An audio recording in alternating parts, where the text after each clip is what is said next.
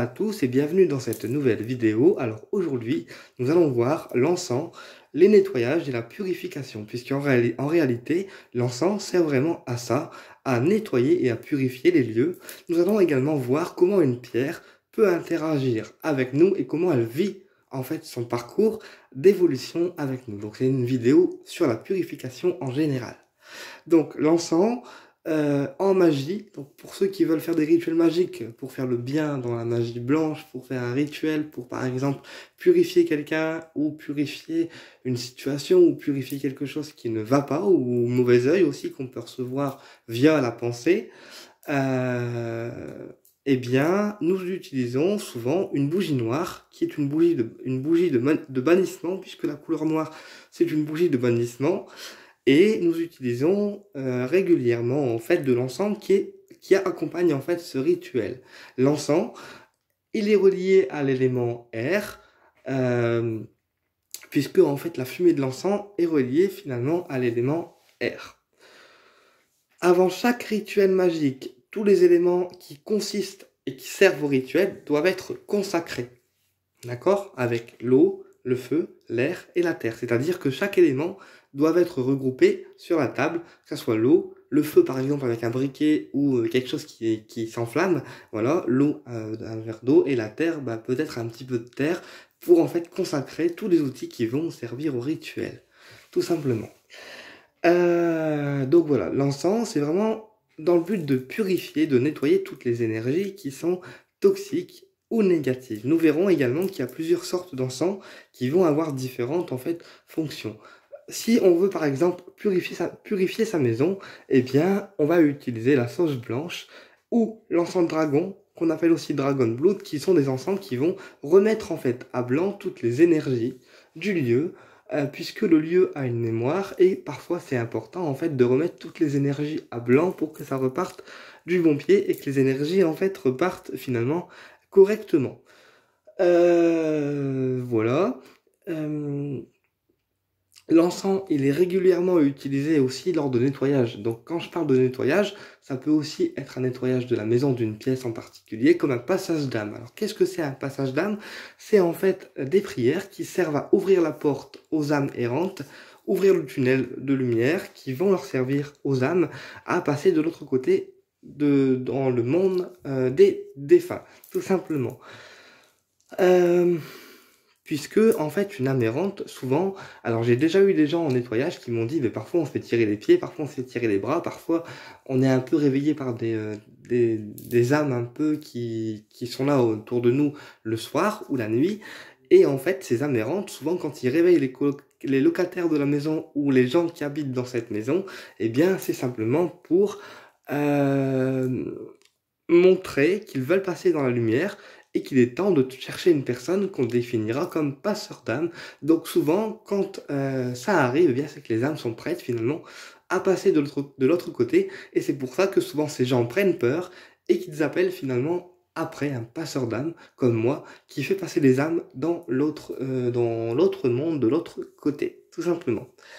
Et puis, une fois qu'on procède à ce passage d'âme, voilà, ou cette purification de lieu et de personne, eh bien, le lieu retrouve sa neutralité.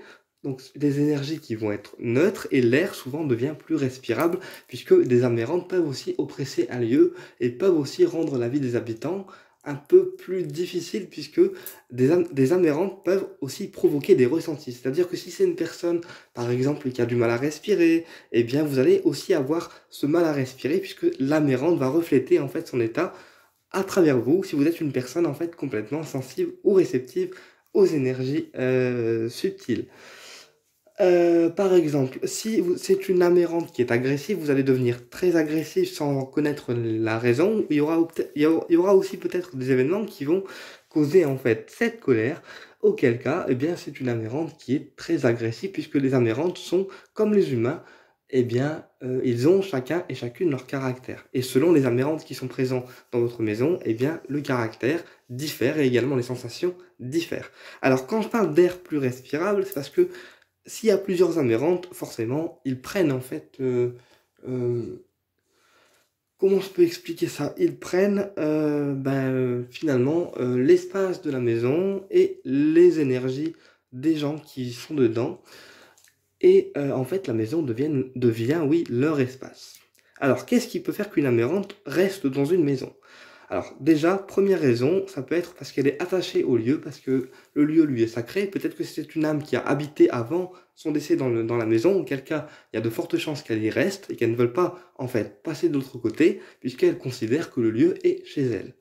Deuxième raison, elle ne sait pas qu'elle est morte physiquement, puisque parfois il y a aussi des âmes errantes qui ne savent pas qu'ils sont mortes en fait physiquement et qui se demandent un petit peu ce qu'elles font et quel chemin elles doivent prendre. Auquel cas, un passeur d'âme peut également les aider à leur faire comprendre qu'ils sont morts et qu'il est temps pour eux de passer dans la lumière. C'est ce qu'on fera en entamant un dialogue avec cette âme, en lui expliquant qu'elle est partie de l'autre, qu'elle est partie et que le monde physique n'est plus en fait finalement son monde. Et puis ensuite, on la passe en fait dans la lumière avec le tunnel de l'archange Michael ou encore le rayon violet doré de d'Anubis en fait, d'Anubis, voilà. Oui, de Jérémiel et Anubis. Alors. Ensuite, ce qui peut faire aussi qu'on a des aberrantes ou des entités nocives dans notre maison, c'est aussi le fait que le lieu date. Alors quand je parle de date, c'est un lieu, par exemple, qui est historique ou un lieu qui a été bâti sur un terrain, par exemple, vieux. Un terrain de 1940, par exemple, eh bien, il se peut qu'il y ait des aberrantes qui restent accrochées à ce terrain, auquel cas, quand nous bâtissons une maison ou un nouveau lieu d'habitation sur ce terrain, eh bien, les amérantes vont rester accrochés à ce lieu et vont finalement entrer dans ce lieu et attendre en fait des personnes. Voilà, ils vont un petit peu continuer leur vie dans ce lieu puisque le lieu a été construit sur le terrain où ils étaient avant. Également, ce qui peut faire qu'une âme errante est présente dans le lieu, c'est que voilà, le lieu il a une histoire et si elle était là avant dans les époques, dans les vieilles époques, eh bien ça peut aussi créer le fait qu'une âme reste dans ce lieu puisque pour elle, elle est restée en fait à la vieille époque et auquel cas elle ne changera pas d'avis, elle restera dans ce lieu. Dans ces cas-là, nous ce qu'on fait en tant que passeur d'âme et nettoyeur, je dirais, c'est qu'on purifie le lieu avec des outils de lumière comme les rayons sacrés des archanges ou encore quelques prières comme la flamme violette ou d'autres prières qu'on fait. Et puis, qu'est-ce que je voulais vous dire aussi? Donc ça, ce sont des choses, des outils de purification. Également, après la purification par les prières, nous allumons de l'encens, comme la sauge blanche et le sang de dragon qui sert en fait à éloigner les entités des pièces et de la maison. Ce sont des encens de purification qui vont, en plus du nettoyage, remettre des énergies encore plus à blanc. Alors, voilà. Et quand je parle des rayons sacrés, avec l'archange Michael, par exemple, et son rayon bleu, on fait des tornades de rayons bleus pour pouvoir, en fait, emporter les liens, oui, tous les liens et les énergies négatives dans cette tornade et remettre, en fait, la pièce du lieu qu'on est en train de dégager à blanc, totalement.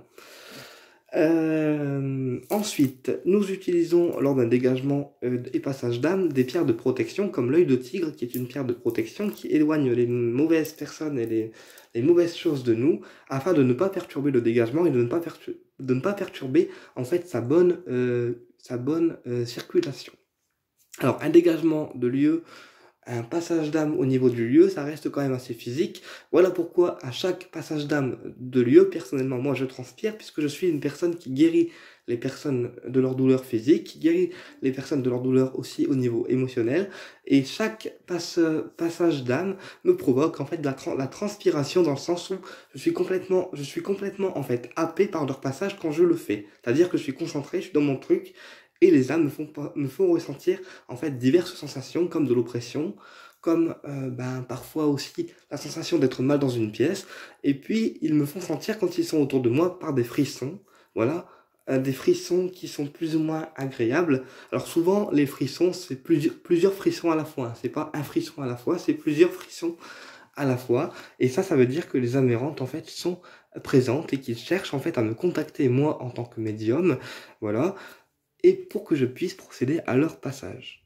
Ensuite, alors les âmes errantes, il m'arrive, comme je suis médium, généralement je les vois, je les décris, je sais dans quel coin ils sont, dans quelle pièce ils sont et pourquoi ils sont présents. Voilà, puisque quand je procède à un dégagement ou à un nettoyage de maison, j'entame en fait un dialogue avec ces âmes pour pouvoir comprendre ce qui les motive à rester dans ce lieu, tout simplement.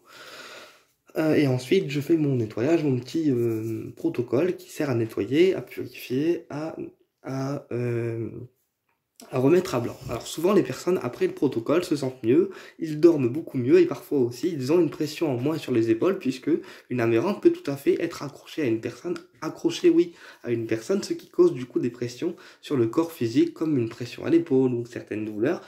Et le fait que l'amérante se décroche et qu'elle passe dans la lumière, forcément la personne se sent mieux et souvent les sensations qui sont le plus en fait observées, c'est une relaxation, c'est un retour de sommeil à la normale, mais c'est également l'air dans la maison, dans toutes les pièces qui se renouvellent et souvent ça permet en fait à la personne de se sentir moins stressée et de se ressentir en fait finalement chez elle.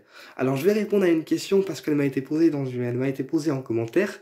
Est-ce un œil de tigre dans un salon, c'est grave? Alors non, un œil de tigre dans un salon, c'est pas grave, puisque l'œil de tigre, c'est une pierre de protection.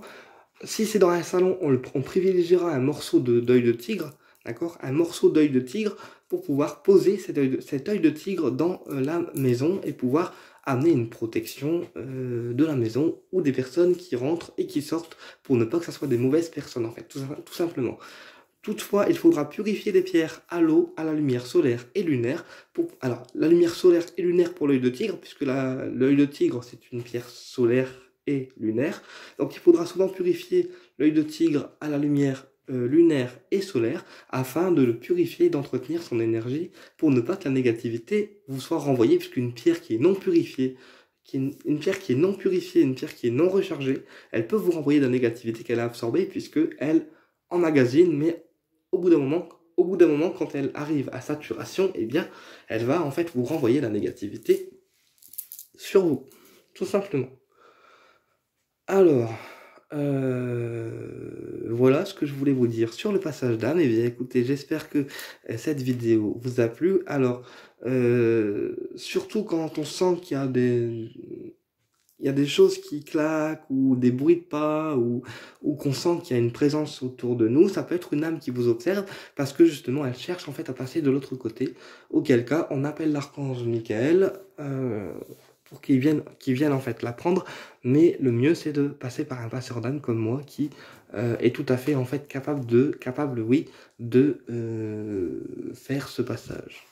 Voilà. Eh bien écoutez, je vous dis à très bientôt pour une prochaine vidéo et au plaisir de vous retrouver.